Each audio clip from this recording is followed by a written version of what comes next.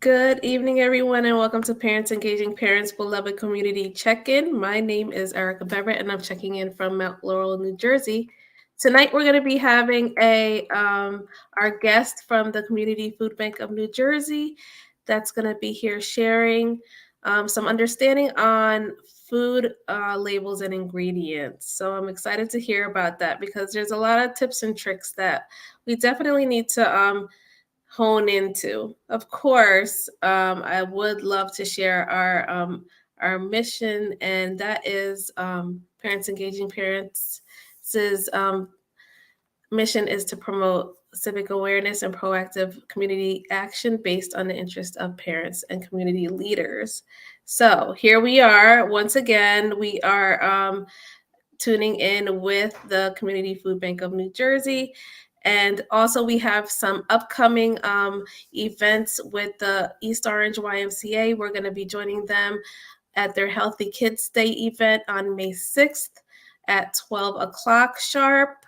We're going to be there with Miss Elise and bringing in the blessings and the PEP team and volunteers. We're going to be bringing fresh food from Trader Joe's, from Costco's, from Hello Fresh. We get some really awesome stuff. So you guys don't want to miss out on that. Definitely meet us out there. We'll be there. Also, we have upcoming is our Obesity Awareness Day. I didn't want to lose my words. Sorry, I've been on the run all afternoon. Anyway, Obesity Awareness Day, we're going to be having a few other folks to join us. Community Food Bank, SNAP Ed is going to be joining us that day. We're going to have WIC and a host of other vendors that are going to be there with us, giving out some information on how to be healthy, doing health screenings as well. So definitely look out for our flyer for May 13th. It's going to be posted on our Facebook and Instagram, and come out and join us as well. That day, we will be giving out our healthy, fresh food from Trader Joe's and Costco's. Okay, so let's see if there is, and good evening, everybody else. I know it's like a time right now, right? Where we're beginning to get ready for the end of the school year.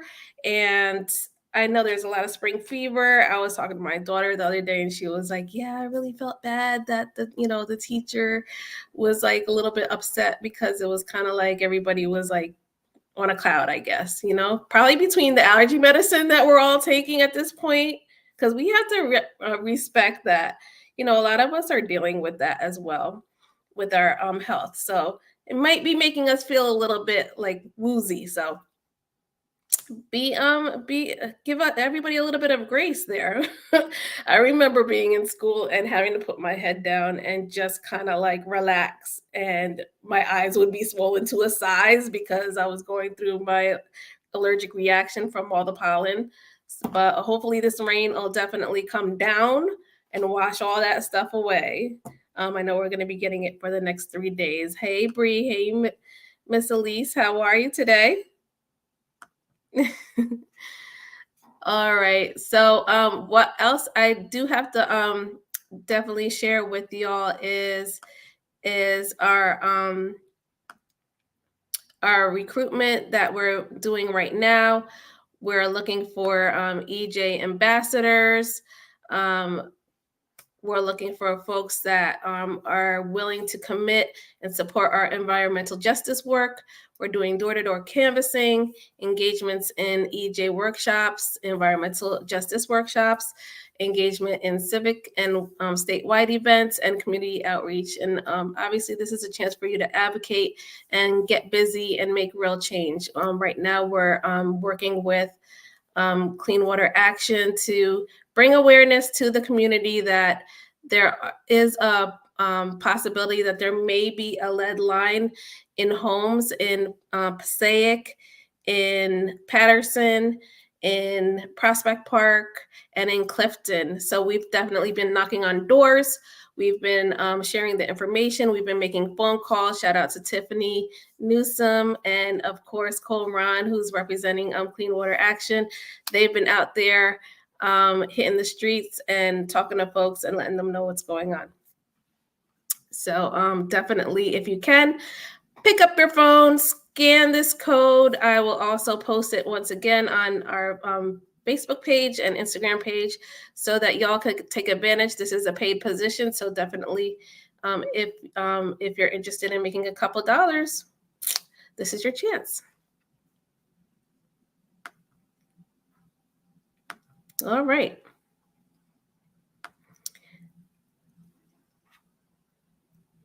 Oh, is okay.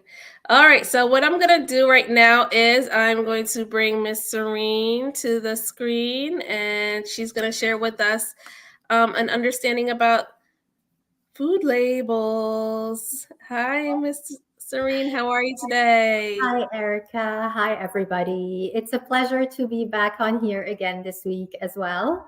I'm very excited for our lesson today on food labels and understanding the nutrition facts label. But before I start, I will just bring in our Justice for All statement, which says that in accordance with federal civil rights law and the regulations of the USDA, we do not discriminate based on race, color, origin, sex, religion, disability, age, political beliefs, or anything else. And so for those of you who have seen me before, or who have not met me before, I am Serene Kiblawi. I work with the Community Food Bank of New Jersey as a nutrition educator. We teach nutrition lessons in a variety of settings, and we discuss a variety of topics. So far on this platform, we have spoken about setting the stage for leading a healthy life, building a wholesome diet. We talked last week about food processing and marketing, and today we're going to talk about labels and ingredients. Okay. So our agenda for the day, as we do every week, we will do a very quick this week SMART goal check-in and icebreaker. And then we will look at the components of a food label and look at the nutrition facts that come with it. And then we will see a recipe demonstration, as always, that is relevant to the topic that we've spoken about. Okay. Okay. So you all probably do remember how we classify our goals, or how we try to classify goals when we are trying to set them. So if you remember the acronym SMART, we want our goals to be specific, measurable, based on an action. We want to make them realistic, and we want to always set a time frame for them so that we can hold ourselves accountable for working towards these goals. So would anyone like to share with me, or has anyone set any goals recently or this in the past week that they would like to share? Well, for me, I definitely just I have set a goal to eat more vegetables, or eat like at least a vegetarian, have a vegetarian day. Okay. So what I did was I planned and I made a meal that consisted of chickpeas, rice, and spinach. Oh, that sounds delicious. Okay. And did you keep it up? Did you say today or one day a week, I am going to be vegetarian? That was your goal? Yes. Okay. That's a really nice goal. Thanks. And it's a good way to get in, your fruits and vegetables. If you're not able to get them in every day of all, every day in the week, then one day where you just focus on that is not a bad way to do it at all. Mm-hmm. Okay.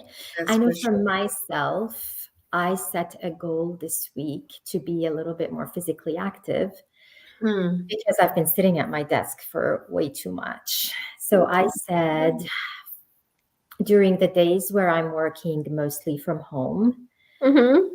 I am going this week, and I knew that I had 4 days this week where I was working mostly from home. I am going to take a 10-minute walk every 3 hours. And Yeah. that is, it doesn't seem like it's a lot, and 3 hours might seem like it's a lot of time between taking a break, to walk. But I know that realistically, I cannot step out of my home every Mm-hmm. hour to take a walk. Right. So it made sense for me to say, okay, every 3 hours on those days during my work day, I am Mm-hmm. going to step out and walk for 10 to 15 minutes. And Yeah, that that was my goal. okay. Bree says she's trying to lower the amount of sugar I have in a day. That's Okay. And great. that's really good, Bree.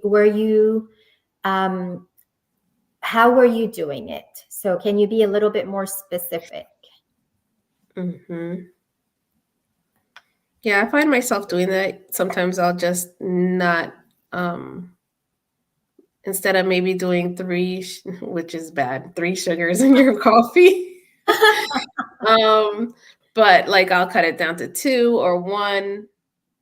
At one point, I was able to drink it without sugar, but I guess I have to wean myself off of. Yeah, but let's be honest, coffee with no sugar is not very tasty. It's not too bad because I usually like to use like the oat milk that has vanilla, Oh, so then that's already I kind sweetened. of feel like that might have some bit of sugar, Yes, maybe. it does. It's Yeah. usually Mhm. sweet. Okay. So just keep on trying to be more specific, everybody, when you set your goals.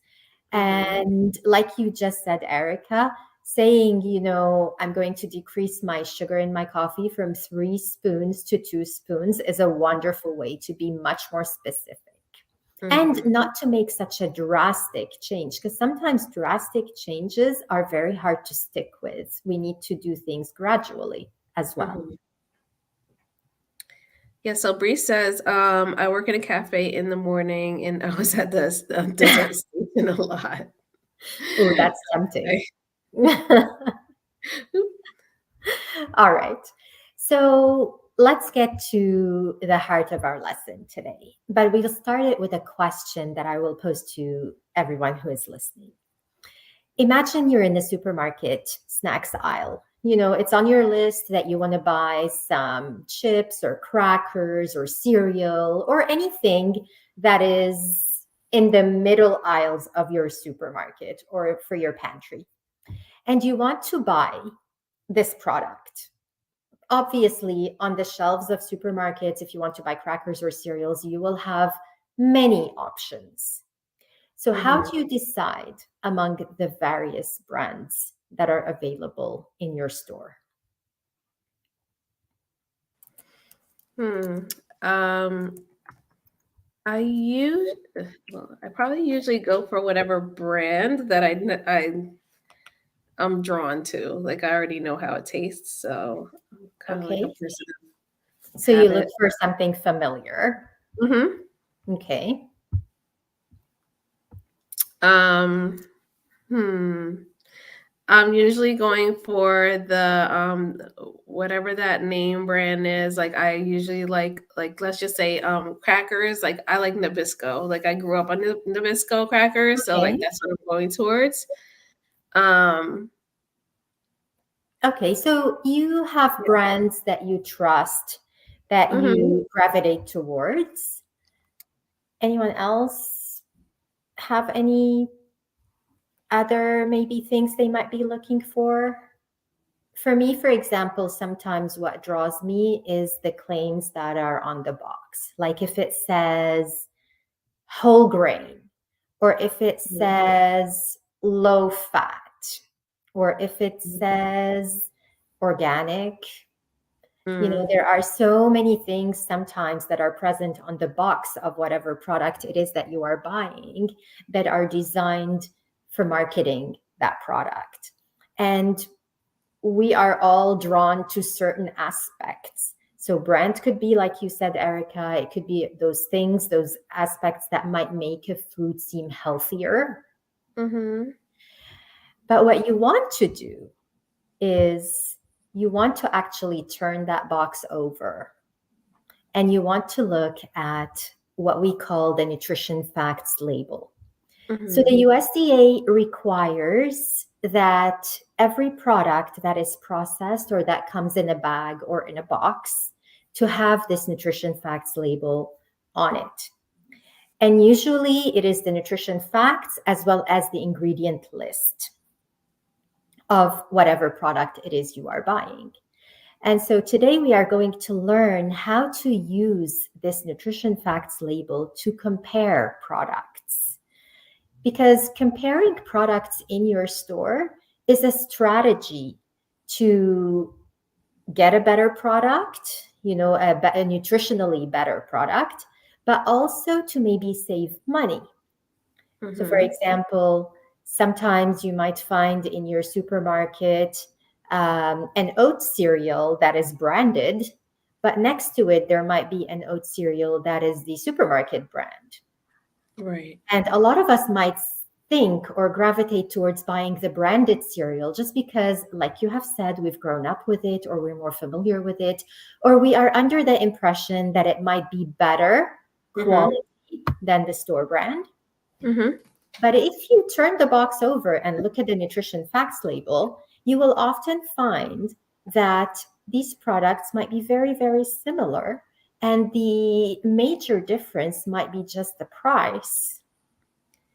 So you can use the nutrition facts label not only to learn about what nutrition is in the cereal or crackers that you are buying, but you can also decide based on it that you will buy the store product and save yourself a couple of bucks in the process.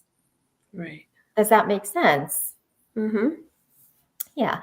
So looking at the nutrition facts label, can you tell me what you see? What information can you glean from the label before we go into the details? Well, the fat content is one of them. Okay, so your eyes went directly to the fat. Okay. And the salt. Okay, the sodium or the salt. The fiber, and then the sugar. Okay.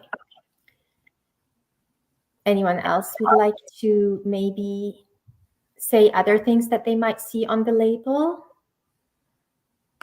Anybody else see anything on the label that stands out to them?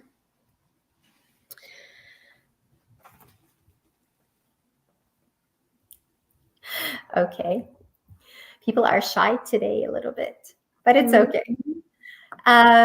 So on the label, you can definitely, like you mentioned, Erica, look at the fat content, sodium content, fiber content, protein content, all the nutrients that are present in the food.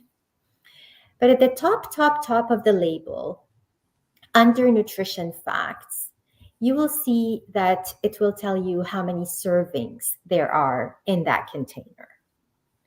So when we are talking about servings, every product will decide on what a serving can be for that product. But for this particular one with this label, it says that the serving size is 1 cup or 140 grams. And so in this box, you have 6 servings, which means you have 6 cups of whatever this product is. The nutrition information that is mentioned just under pertains to 1 serving. So in every cup of this product, you will have this much fat, this much sodium, this much carbohydrate, etc. But before we get to the nutrients, we notice as well that you have the calories. So when we are talking about 1 cup of this product, we are talking about eating 170 calories worth per cup. So if I decide to eat 2 cups of this product, let's say it's cereal, then I am actually getting 340 or 170 times 2 calories. So 340 calories. Calories are just a unit of energy. They're just like me saying that I weigh X pounds or I am this many inches tall. So a calorie by itself is just a unit of energy. And when we talk about what an average person, according to the USDA or according to these labels, consumes in a day, they usually base it on 2,000 calories per day. So if I eat a cup of this, 170, and I consume 2,000 calories per day, then a cup of this food is giving me almost 10% of the energy I need in a day. Does that make sense? Yes, I usually it's it's very tricky because sometimes it's very hard to stay within that serving size, you know what I mean? That is very true. That is very true. And it was very recently, it was in January 2021 that the nutrition facts label was modified a little bit and some of the serving sizes were modified as well. Like for example, when it comes to ice cream, if you buy ice cream now, you will see that the serving size is 2/3 of a cup. It used to be half a cup, but half a cup did not reflect what people were consuming. They were consuming something closer to 2/3 of a cup. So Wow. so the USDA raised, and changed some of the serving sizes. So let's move on to talk about the actual nutrients that are on the nutrition facts label. And we start, so after you look at what a serving size is and how many calories of energy it's going to give you, then you can start looking at the individual nutrients and you can look at the fat, which is the first one. So fat, obviously, is a nutrient that is important for us. It is needed in small amounts in our bodies to help absorb some of the vitamins that are in the vegetables and the fruits that we eat. There are many types of fat, but on the label, you will see a special mention of saturated fat. Saturated fat is a type of fat that comes from animal products mostly. So meats, full fat cheeses, and dairy. And in plant sources, it's rare that you will find saturated fat, but it is present in things like coconut oil. When we talk about saturated fat, we're talking about fat that usually is solid at room temperature, like butter. Does that make sense? Yeah. Okay. So saturated fat is a type of fat that you want to consume in small amounts because it is associated with high cholesterol in the blood. And always having high cholesterol in the blood is associated, after years and years and years, with heart attacks and cardiovascular disease. So you want to focus on unsaturated fats. But on the label, they will only mention the ones that are not so good for you.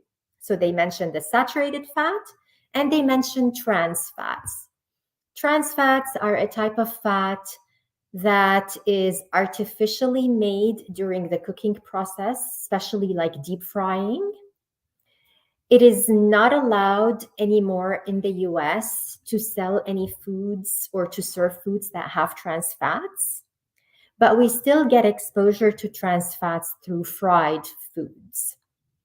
So you want to always try to, maybe instead of deep frying, try to shallow fry food, or maybe try not to fry it, but like grill it or broil it. You can pan fry as well with a little bit of oil. Now, when you say shallow fry, you mean like maybe putting half of the oil and not having it all the way. No, I mean like using, like when you fry an egg, like using just a drizzle of oil in the pan and That's frying shallow. that way. Or to oven bake it if you're looking for that crunchiness. Let's say you're making some crispy chicken. You could try to oven fry rather than deep fry. Okay. Yeah. So trans fats are also present in a lot of baked goods. Now, there is something a bit sneaky sometimes about vendors when they sell baked goods that may have trans fats in them. They might decrease the serving size on the label so that if there is trans fat that is less than 0.5 grams, they are not required to say that it is there. They can put 0. And so if you end up eating a bigger quantity or like a bigger size of a pastry or something, you will be getting some trans fats in there, even if it might say 0 on the label. Oh, yeah, does that make sense? It's a bit tricky. The USA doesn't require them to put it if it's less than 0.5 grams. Yeah, so we want to try to limit our saturated fat. And on this label, for example, it says saturated fat 3 grams. And then you see a percentage on the side. That percentage says 15%. That means if you eat 1 serving of this food, you are getting 15% of the fat, of the saturated fat that you can have in a day. Does that make sense? Yeah. That's oh wow, I'm looking at the added sugar. Yeah, we're gonna get to that. We're gonna get to that. I was like, which is the highest one? That's where my head went. Okay. So under carbohydrates, carbohydrates are our main source of energy. Yes. Our brain and our muscles and our bodies require carbohydrates to function. Sugar is one type of carbohydrate that provides quick energy. And another type is fiber. Fiber is also an important carbohydrate for us. It is not a source of energy, but it is important for our digestive system. It also helps keep our cholesterol low, and it helps decrease our blood pressure. So what you want when you look at the carbohydrates is you want more fiber, less sugar. Now tell me, I thought carbohydrates, do they turn into sugar? Do they like once they do. So if you're eating, they do, yes. If you're eating, let's say, whole wheat bread or any type of bread, whether it be whole wheat or not, but whole wheat will be higher in fiber. Your body will break it down to a very simple sugar that your muscles and your cells and your brain can use. Okay.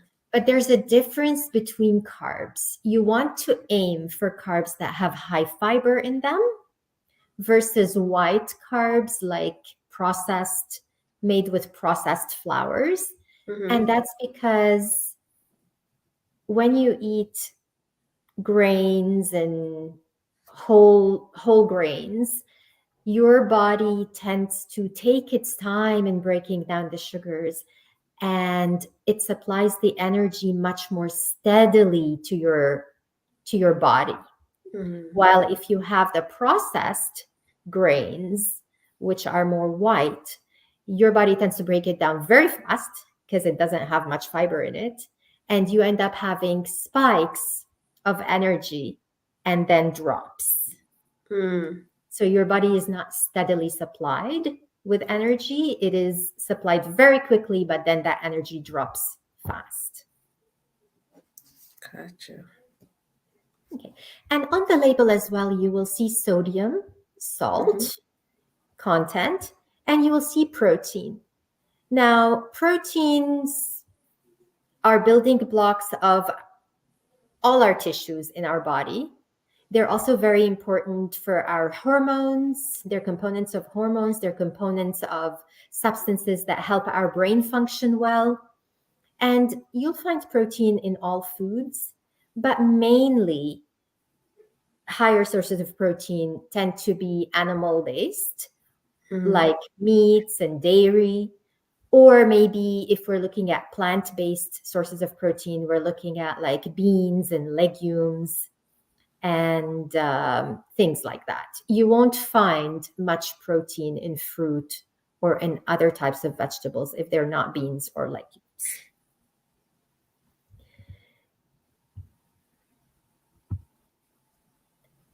So we also talked about under your nutrition facts label, you will always see an ingredients list.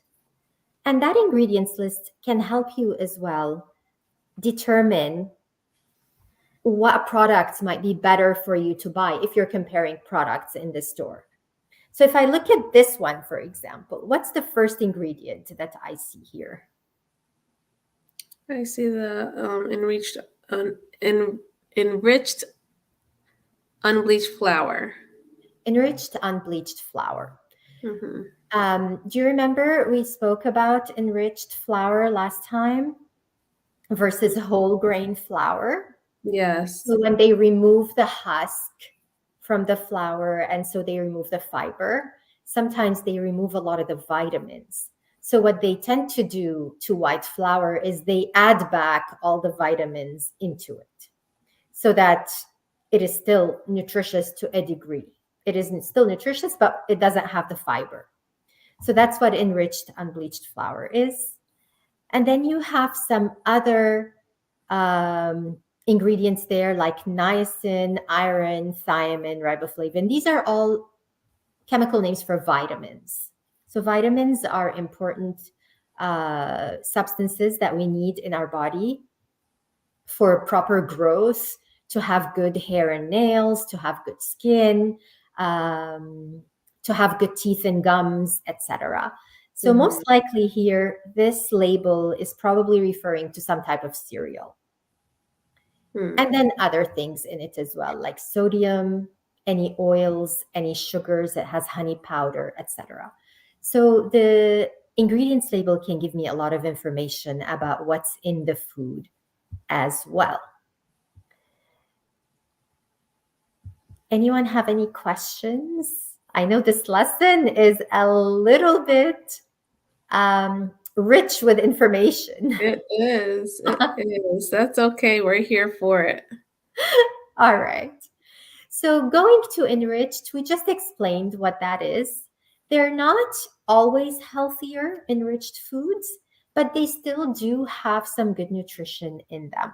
So if you absolutely want to bake a cake, you absolutely can use enriched white flour because a cake may not be so wonderful with whole grain brown flour. That is more suitable for bread.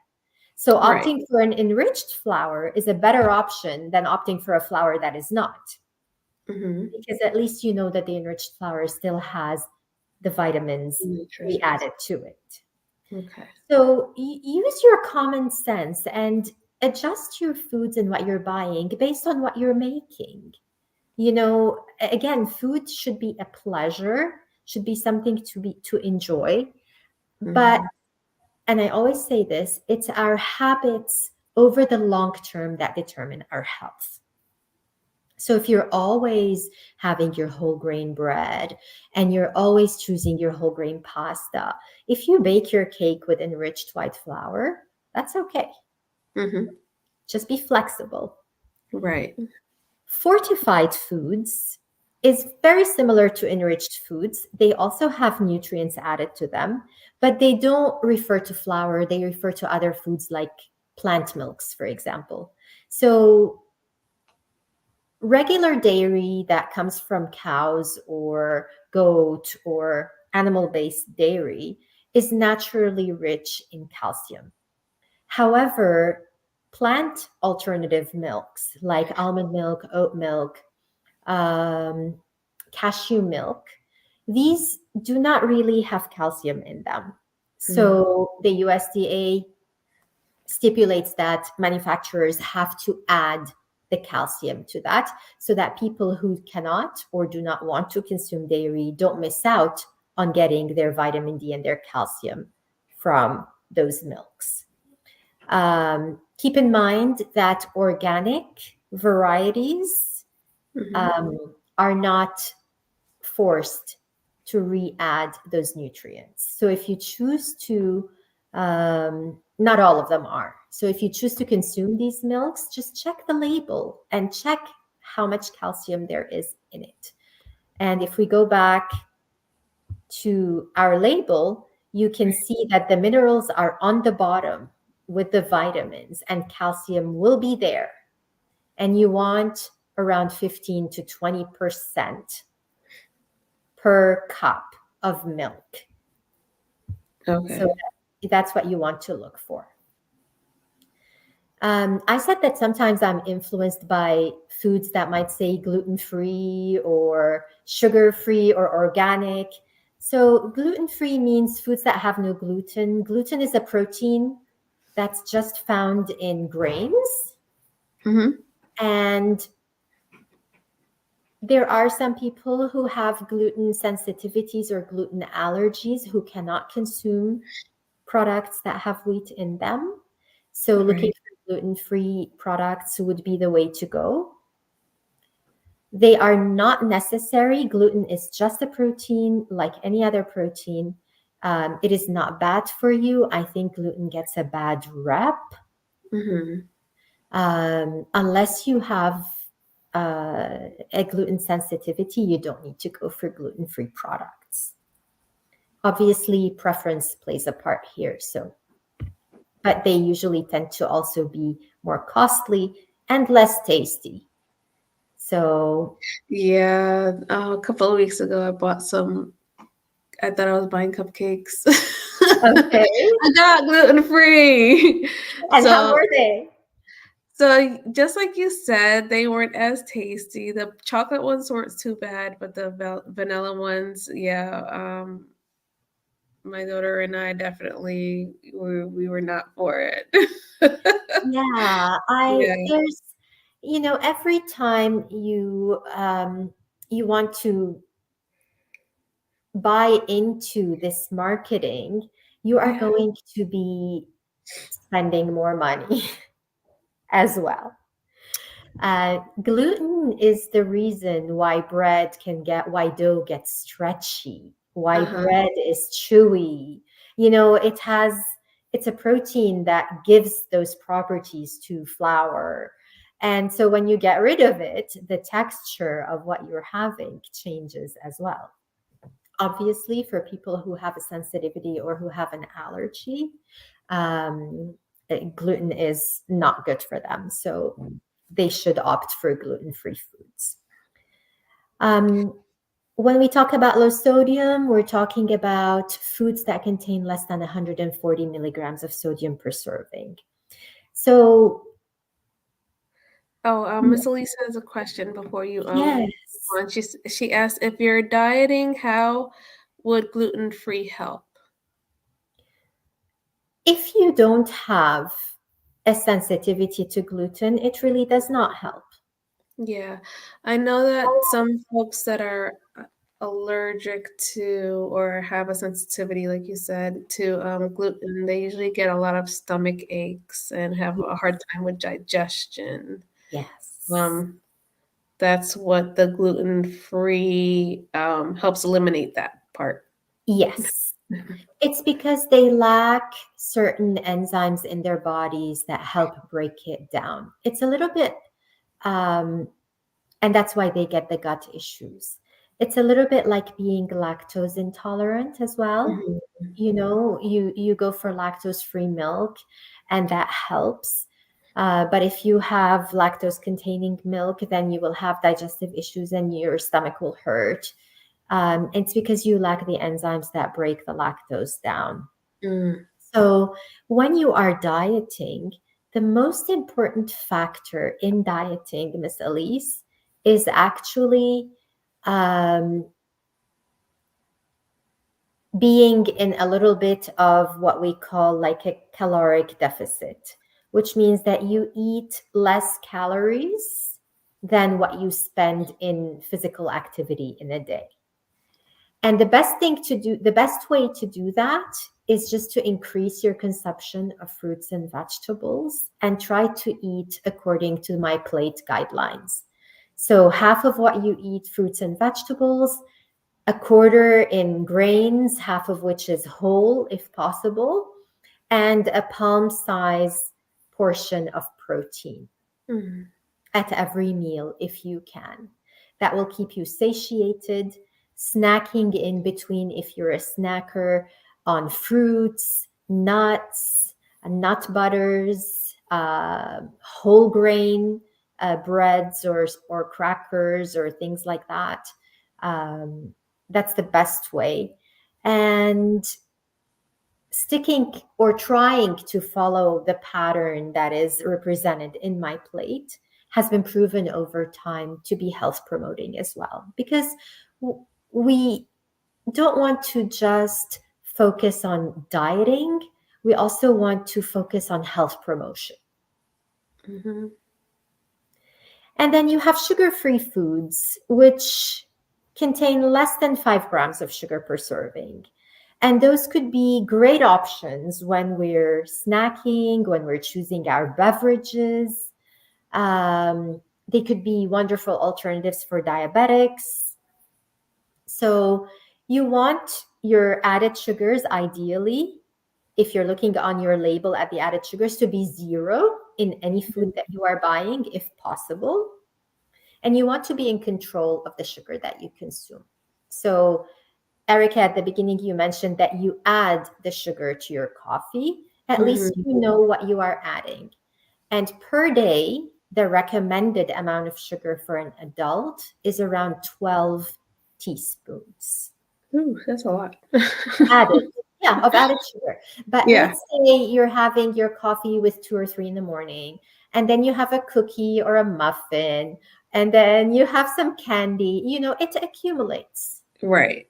But knowing that the recommended is around 12 can give you a guideline, on whether you need to reduce or whether you're doing okay with your sugar consumption.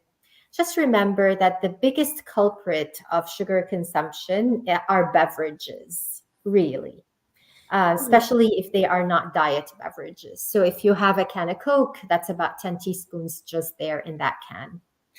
Wow. So opting for water, opting for fruit infused waters, or maybe Mhm. flavored sparkling waters might be a better option. I agree. Yeah. And Yeah, you're in control. Mm. my kids have I've been watching the way kids lately have been, and I feel like they're almost a little bit more conscious of the sodas. I think especially since they're not readily available like they used to be in schools. Like I know when I grew up, we had a soda machine, and they had soda available at the lunch Yeah, counter as well. So, but my kids drink a lot of water. that's And I'll wonderful. even ask them, I'll say, "Would you like any juice?" And then, "No, just water." Okay.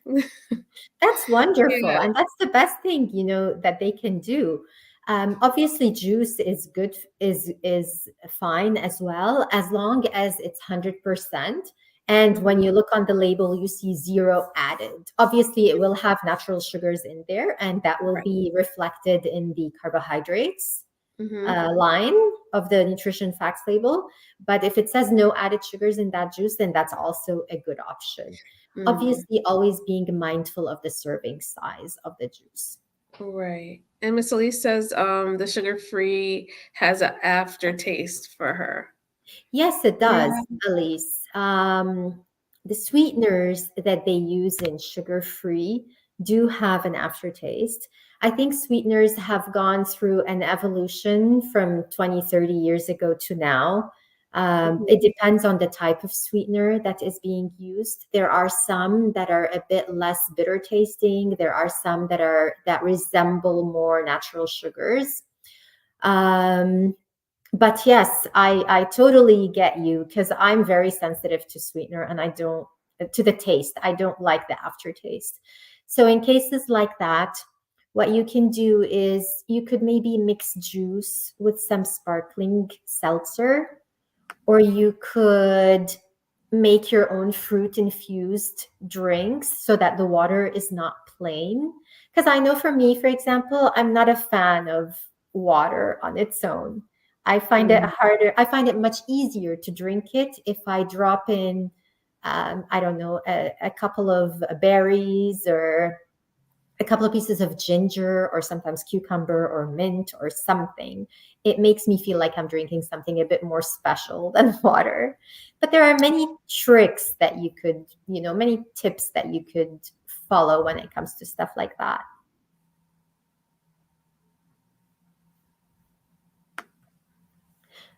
Okay.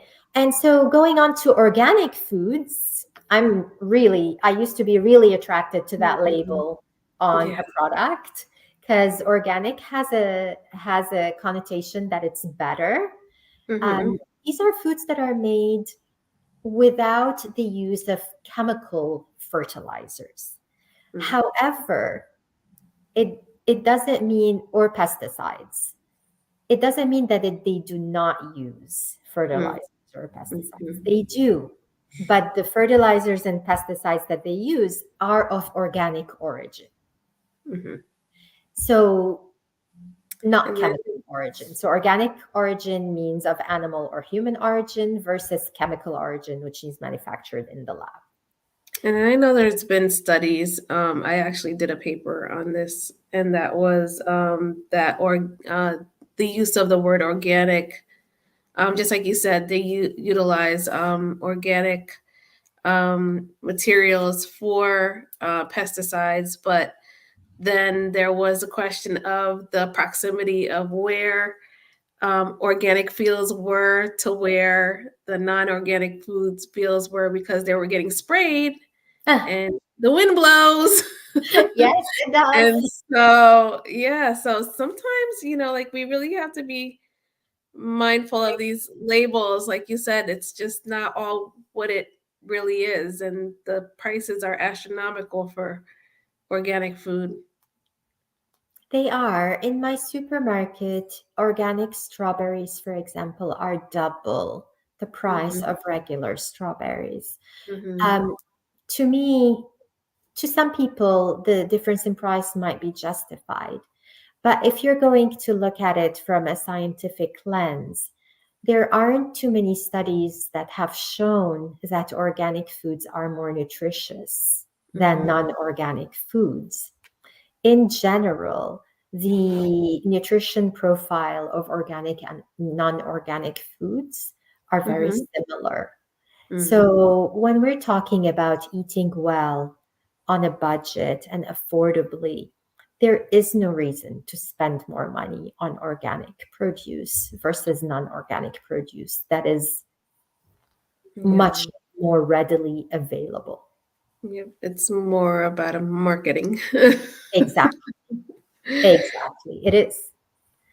And so, going back to our label, Hmm. what you want to do is you want to start by looking at your servings and your serving size, because that will give you an idea of how much energy you are consuming. So, how many calories. And Hmm. then you want to limit the saturated fat and the sodium and the cholesterol in whatever food you are choosing. And so Okay. usually, how do you know if it's high or low in a nutrient? When you look at the percentages on the right-hand side, anything that is less than 5% is low in that nutrient, and anything that is more than 20% is high in that nutrient. So you want to aim for your fats to be low, 5% or less, for your cholesterol to be low, for your sodium to be lower. You want to aim for your fiber to be high. So if you can get something with fiber 10, 15 and above percent, that is great, because we here in the US, as Americans, we consume less fiber than we should per day. And that's because we do not consume enough fruits and vegetables and whole grains. So you want to look for those products that have those whole grains in them, because that will guarantee you a higher fiber content. If you compare white pasta, when you go next time to the supermarket, compare your white pasta with your brown pasta, check the fiber content, and you will see that the whole grain will have a much higher fiber content. It will also have a higher protein content, because grains have good amounts of proteins in them. And then you also want to make sure that you're getting enough of the vitamins and minerals. So they're on the bottom, highlighted in green. This looks like it might be like a dairy product or something like that, because am I misreading? Let me see. No, it's not a dairy product, because it's low in calcium. I wouldn't be able to tell, but you want to make sure that you can get some vitamins and minerals from that product. Gotcha. And so just moving on very quickly, if we want to play a little game and compare these two labels, they're two similar foods on my store shelf. I'm turning the box, and this is the information that I get. How can I compare and contrast? What do I notice? Right away, the calories. The calories. So one serving of one is 120, another serving of the other is 144. But what is the serving in this? Are the servings the same? I can't see there. It's the one same. bar. 1 bar. Yes, so one Okay. bar. So 1 bar for each. Okay. And what about the fat?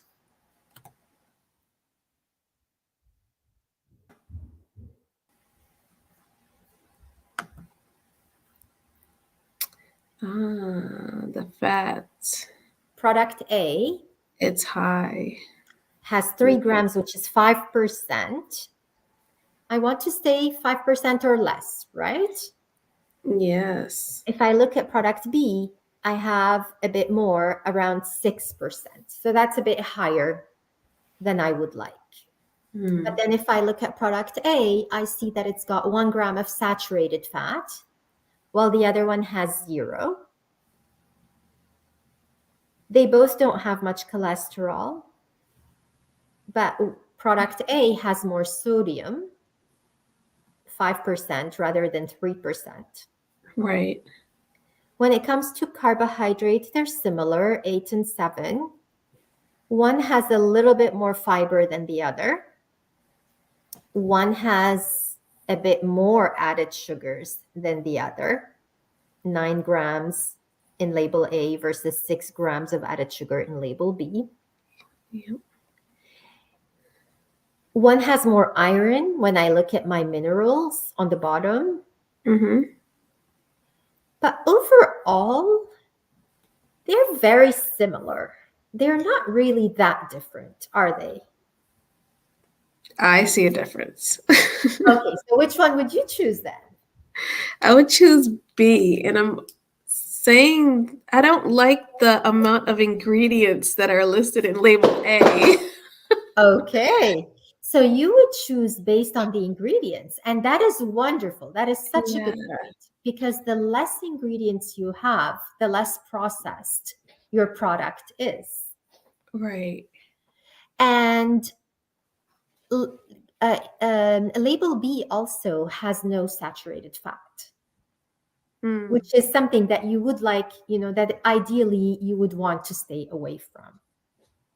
And it has less added sugars. Right. So don't get so caught up into those calories. That's a tricky. Exactly. Because sometimes we Exactly. automatically look at the calories and say, "Oh, this is better for us anyways," and Yeah, we don't even think past that. So yeah, we have to exactly. definitely be mindful. Exactly. Um, And that is the whole reason why looking at the nutrition facts label can give you so much information and help you make an informed decision. mhm. So So it's the next time you're in your, grocery store or supermarket or anywhere where you can compare products, you could do it with anything. You could do it with bean cans. For example, if you're buying different, if you have different bean cans, in beans you don't have fat, but you have a lot of sodium. You could opt for the one that says that it has less sodium in it, because that's a mhm, major thing when it comes to canned products. With cereals, you can look at the sugar content, because that's a major thing when it comes to cereals. You can look for the ones that don't have a lot of added sugar or have no added sugar, ideally. And so, depending on the product, you can focus in on certain nutrients. It's mhm. not always possible to just compare them with everything. Does that make sense? Definitely. Yeah. So that's how you use the nutrition facts label to determine what to buy, to hopefully be able to save some money as well when it comes to buying store brands, because those tend to always cost a little bit less.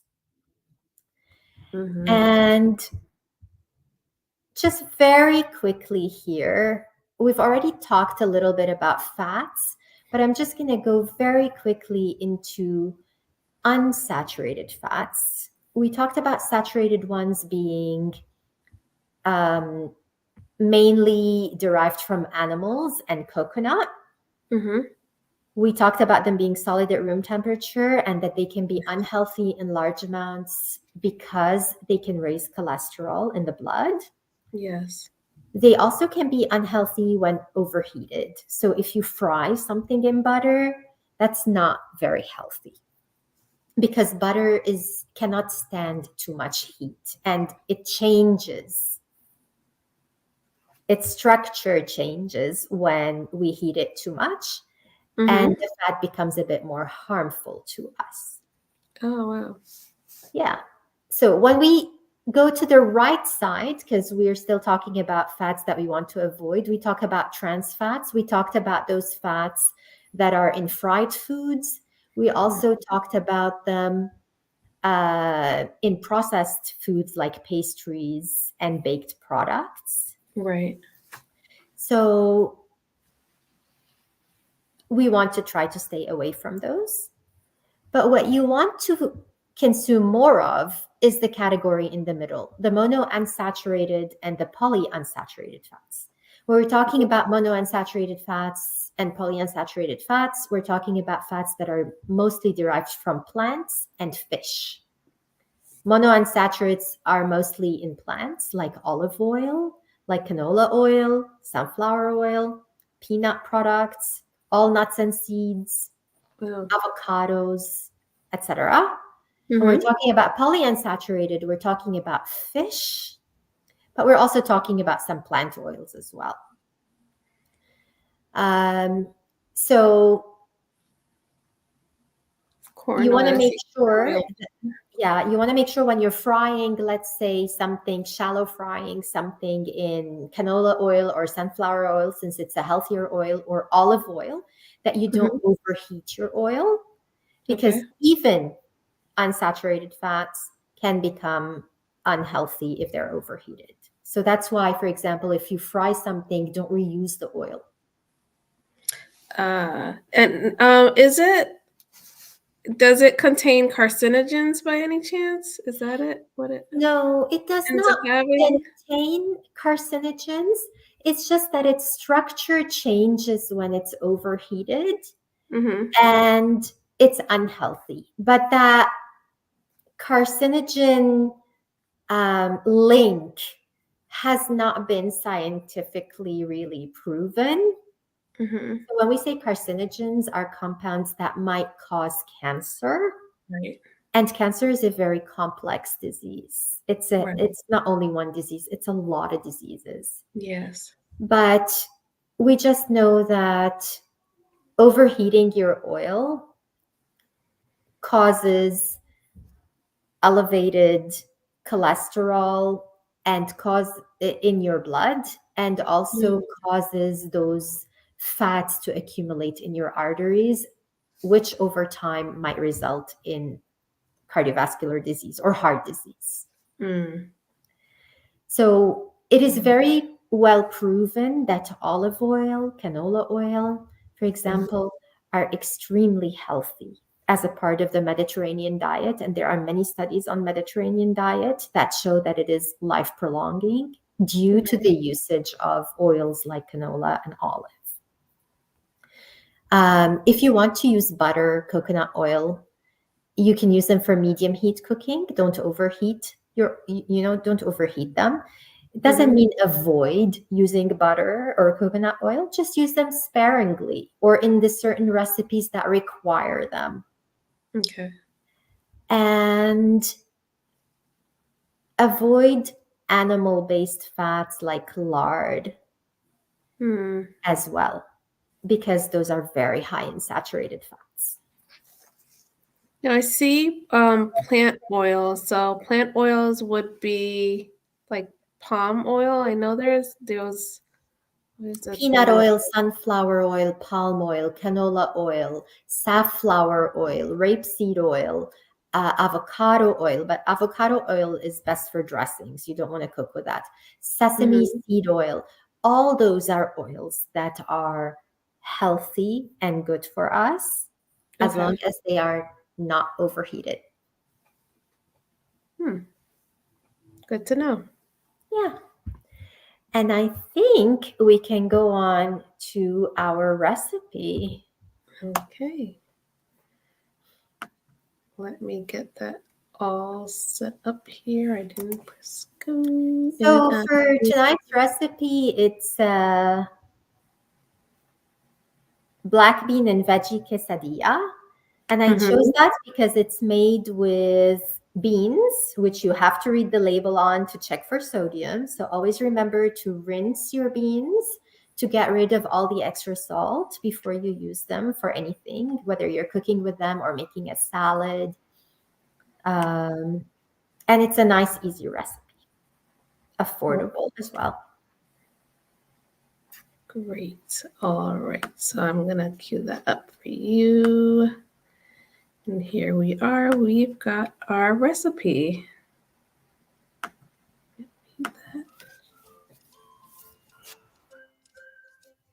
everyone, my name is Alicia. I'm a nutrition educator for New Jersey SNAP-Ed, and today we are going to make black bean and vegetable quesadillas. This recipe calls for a half can of black beans, 2 zucchini, 1 bunch of fresh spinach, 1 cup canned corn, 4 ounces of cheddar cheese, 1 tablespoon oil, a pinch of cayenne pepper, 1 to 2 teaspoons of water, a half teaspoon of black pepper, and 6 whole wheat tortillas.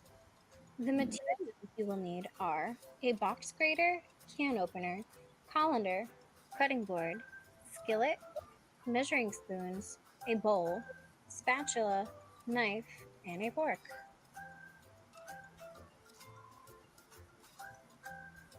So we're washing them to get rid of the extra sodium for the canned ones.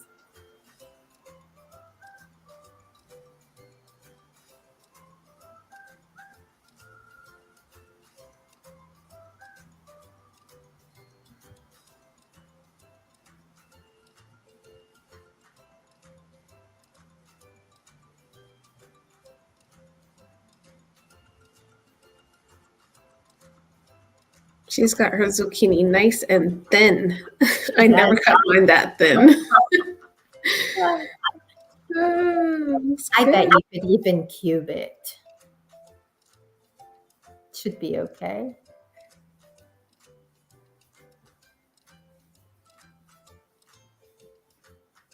now that we're finished with the recipe, it's time to taste test.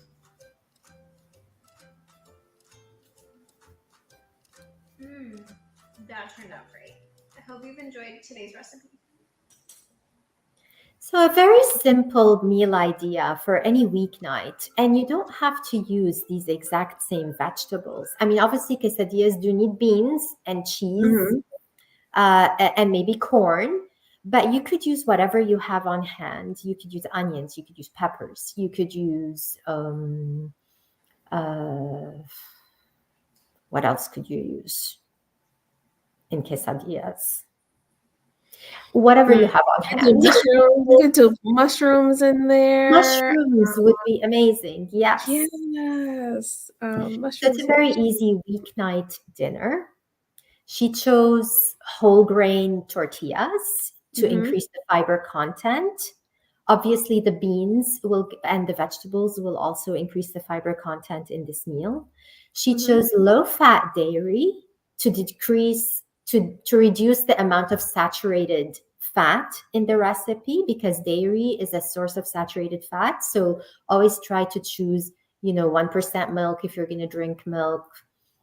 Maybe for younger children, you can start by going from whole milk to 2%, and then slowly, as they get older, go down to 1% to reduce the saturated fat.